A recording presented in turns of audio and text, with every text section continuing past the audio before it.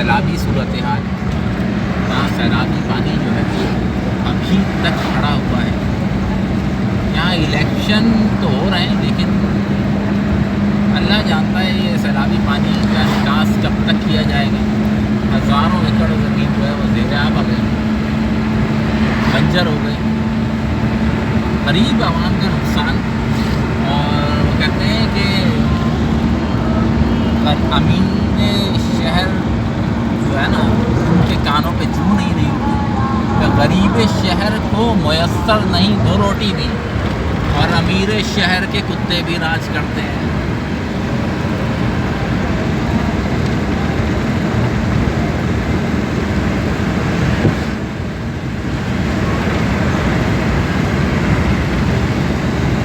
उसके पीछे की ज़मीन आप देख रहे होंगे, वडेरों की ज़मीन है, यहाँ पर इस पानी से फ़ायदा उठाया जा रहा है, और जो गरीब